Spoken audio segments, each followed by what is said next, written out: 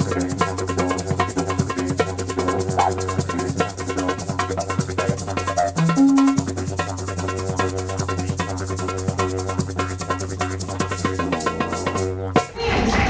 to the stage, Mr. Tony Gleeson.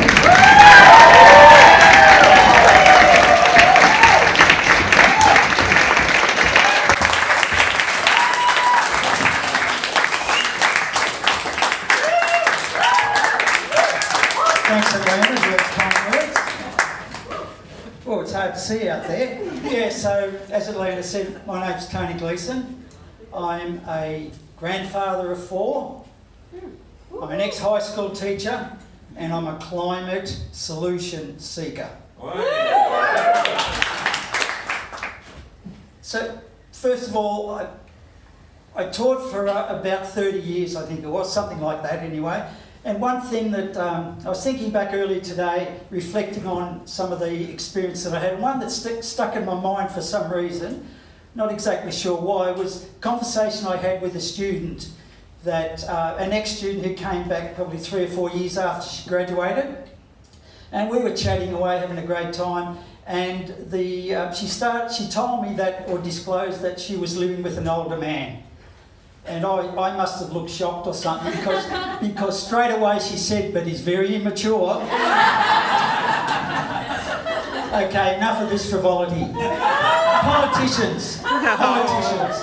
Now, in my line of work, I come across them a lot, okay? And I've come to understand that they're human beings, right? They have kids in their lives who they love, okay? And just, I think often how hard it is for them to, they've got so many balls to juggle when it comes to, especially when it comes to climate change, because that's going to directly impact on the world in which their kids will grow up. And they have to, it's kind of sad, I feel sorry for them, because at the moment their political reality for them trumps any concern that they've got for their kids. So let's talk about Josh Frydenberg. Josh can't do anything right at the moment. He's got probably the biggest gig there is in politics, right? He's got to navigate us through the course through to whatever's after fossil fuels. But he's really, the hard right in his party are just dragging him back all the time and saying we've got to, fossil fuels have done us well for a long time, we've got to stay there. Now, Josh has shown that he's ready to compromise, okay? He even came up with the idea of clean coal. That was his compromise. The clean energy future that the scientists of the world are telling us. So, okay, in the same light, I look at a guy called, another politician, Cory Bernardi. Now, he's a man of principle.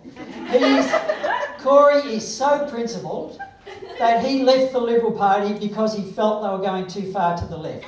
Now, hang on, I'll repeat that just to let it sink in. Cory Bernardi felt that the Liberal Party were going too far to the left.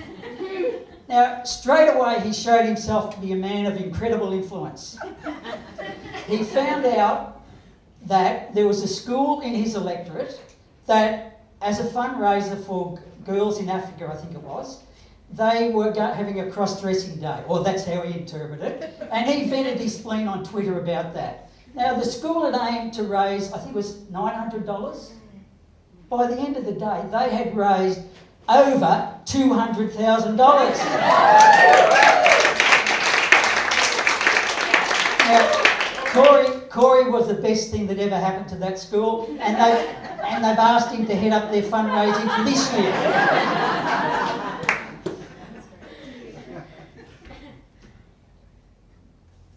The next, as a climate solution seeker, just lost it there for a minute, sorry. As a climate solutions seeker, towards the end of last year, I heard about this camp that was up in Queensland. I thought I'd go and check it out. Now, while I was up there, I'm a pretty simple country lad and don't get to town all that much, but we got up really early one morning. I'm not real good at that, but we got up really early and headed out about 5 hours west of Bowen, I think it was. and there's a lot of West out there. And so my job was to, while I was with a group of people, our job was to support a very brave Melburnian called Audrey. So give it up for Audrey. She locked herself. She felt she had a duty for her grandkids to lock herself onto her gate, which stopped the Adani people getting in to do some work for a while. Now, I missed a serious activist here. I kind of got caught up in the moment. Next thing, I'm on the ground with my arms locked around 8 other mates and being told that I've been arrested. I'd forgotten that I was supposed to be police liaison officer. And as a police liaison officer, you're not supposed to get arrested. There you go. Now, this is all very serious. Like, I think I often lose sleep, have trouble getting to sleep at night, worrying about how my grandkids are going to get on. But I reckon I've come up with a solution.